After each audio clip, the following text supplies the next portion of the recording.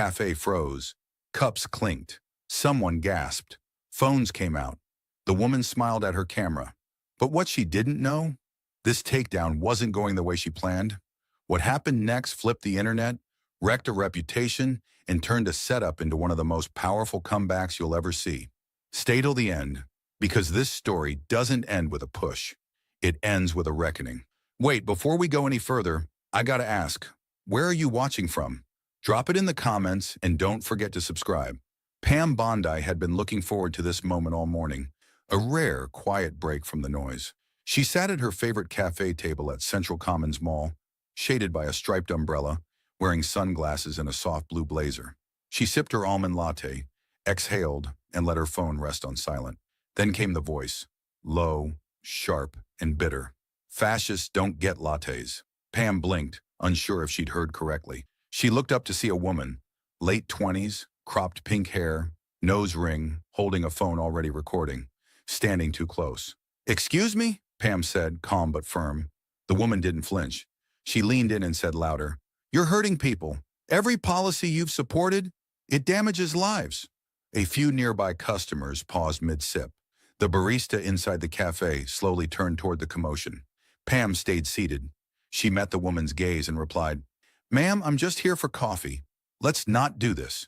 But the woman stepped closer, phone in one hand, finger pointing with the other. "You don't get to be comfortable. You don't get to sit here like you're just another citizen." Pam gently set her coffee down, eyes scanning the crowd as more heads turned. The woman's voice rose. "People like you destroy families. You spread hate." And then, it happened fast. The woman shoved her. Not a stumble, not a trip. A deliberate, two-handed shove to the shoulder. Pam caught herself on the metal arm of her chair, jaw tightening. Several people gasped. Someone muttered, "Turning point." The woman smirked and sneered. "Let's see how your fans like this." Pam's eyes narrowed. "Let's see who ends up with the real story." The internet doesn't wait for the truth. It runs with whatever hits first. Within minutes of the confrontation, the woman, Liv, uploads her video to TikTok. The caption? "When fascists try to act like victims." The clip is short, shaky, and edited to perfection. It starts with her bold accusations, skips the shove entirely, and ends with Pam standing silently, arms crossed, expression unreadable. Outrage erupts instantly. Comments pour in. Finally, someone said it to her face. She got off too easy. Cancel her latte and her career. Pam's name trends on Twitter within 20 minutes, tied to a wave of hate. People repost the clip with hashtags like Shahana, silence fascism, and no safe space for hate. Influencers jump in. Even a few small news pages run headlines without context. Pam Bondi confronted by activists. Again. But while Liv celebrates her viral moment with smug Instagram stories and fire emojis, another story is quietly uploading. Nate, the man at the neighboring table, the one who started filming the moment things turned ugly, uploads his uncut footage to YouTube and Twitter. No filters, no edits, no music. Just raw video. Pam sitting calmly, Liv approaching, the shove, the line. Let's expose her. It's a different story entirely. In this version, Pam is clearly targeted. She remains composed, she never raises her voice. And Liv's aggression, unmistakable. Nate adds a caption, "I was there. This is what really happened. Watch the full clip." It doesn't explode instantly, but it catches fire in the right circles. Commenters take notice. "Wait, she shoved her? This is the full video. She edited hers. Now this is wild. Who's the real aggressor?"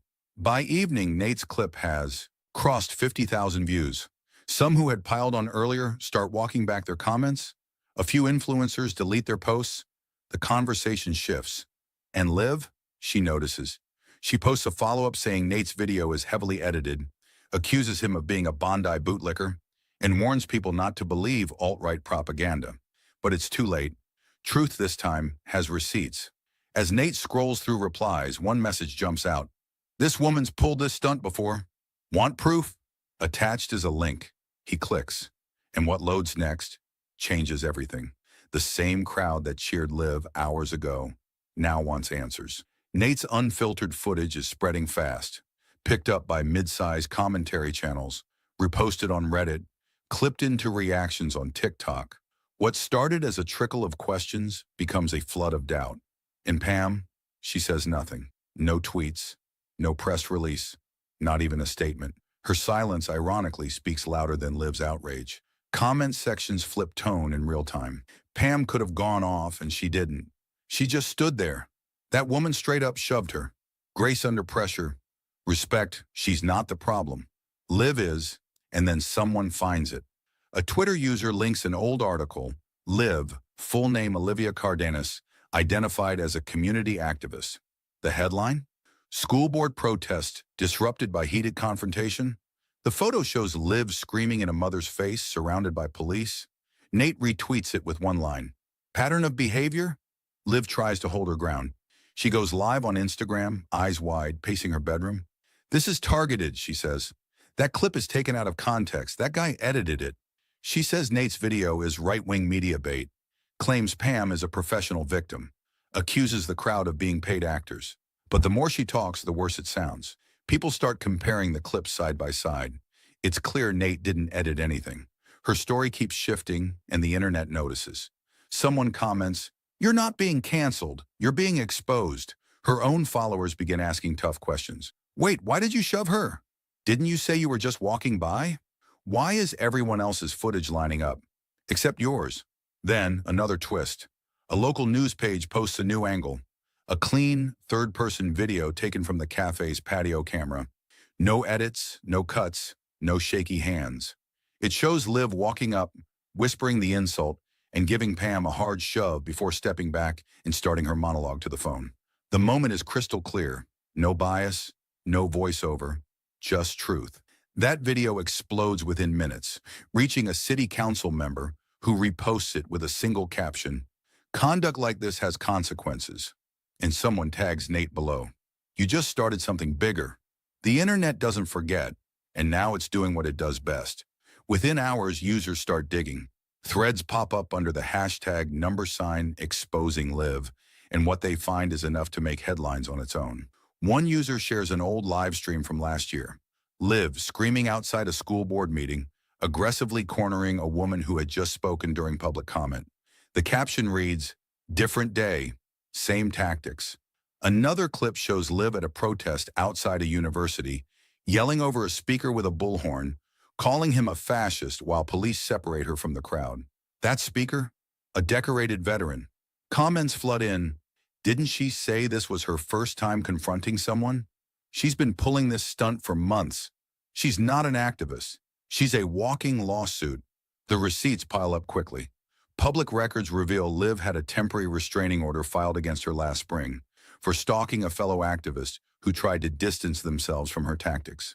A city blog confirms she was banned from 2 local protests for escalating tensions and disrupting event permits. It's no longer just about Pam. Now it's a pattern, a disturbing, well-documented pattern.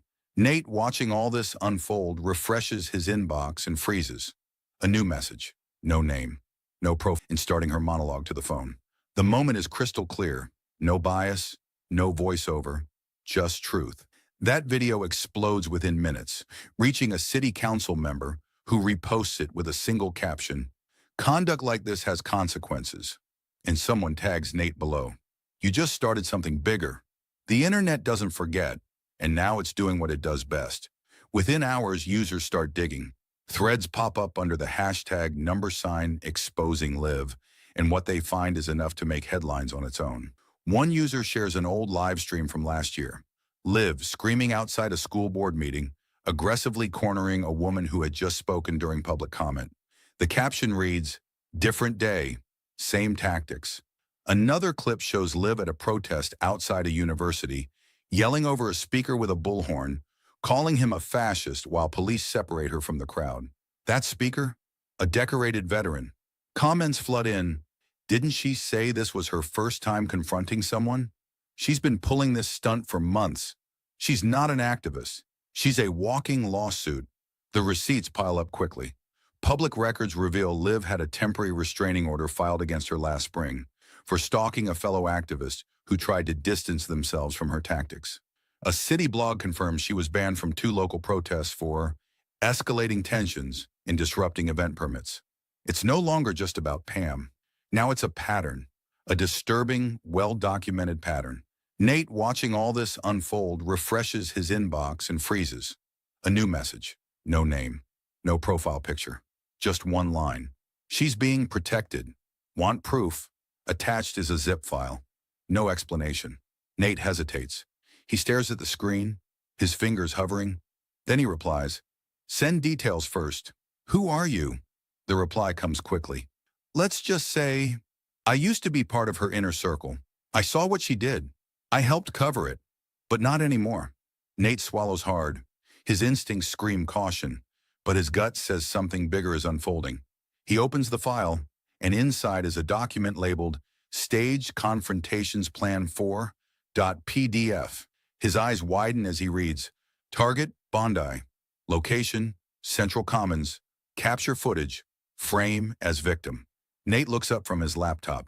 Oh my God, this was all planned. The rain tapped gently against the glass as Nate sat inside the quiet corner of a local bookstore cafe, nerves buzzing. He didn't know who he was waiting for, just that they used to be close to Liv, and they had something he needed. The bell above the door jingled. A slim, tense figure stepped inside, soaked hoodie pulled low. She won't just lose followers. She might lose everything. The world had spoken. Millions of views, hundreds of comments, and enough outrage to fuel a dozen news cycles. But the one person who hadn't said a word was Pam. Until now. No press conference, no publicist, no dramatic intro. Just a quiet video posted to her personal account. No makeup, natural light. Seated in a modest reading chair. The background, a single bookshelf and a mug of untouched tea. Pam looked into the camera and gently exhaled. "I've read the comments. I've seen the clips. And I know many of you are waiting for me to clap back, to strike, to retaliate." She paused. "I won't. Not because I'm afraid, but because I believe in something bigger than outrage." Her voice was steady, firm but kind. No tremble, no bitterness. "What happened to me wasn't just about me. It's about the temperature we've allowed our conversations to reach. I stayed silent in that moment not because I was weak, but because I didn't want to escalate hate." She gently nodded. "And to the bystanders who recorded what really happened, thank you. Not just for defending me, but for defending truth." The video ended without music, without tags, just her words. And yet, within minutes, it took over the internet. Comment after comment poured in. "This is grace." She didn't need to yell. Her truth said enough. But just as the tide began to settle, Liv went live. Her face filled the screen, jaw clenched, eyes wild. No notes, no script. "This whole thing is blown out of proportion," she snapped. "People think I just, what, ambushed her for no reason? Like I didn't plan. I mean, like I didn't have a reason to do what I did?" A pause. Viewers froze. "Like I didn't plan." She tried to pivot, but the damage was done. Clips were already being trimmed, looped, reposted with captions like, "She planned it."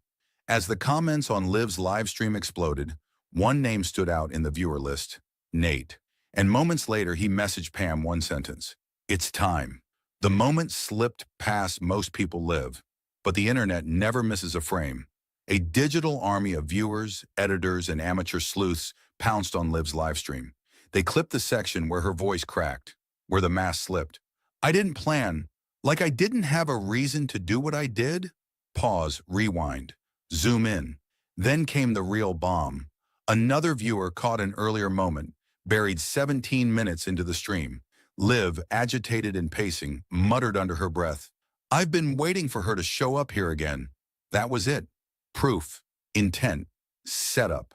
Red circles, captions, and slowed-down replays flooded TikTok, X, and Instagram within minutes. A 6-second clip of that one sentence exploded.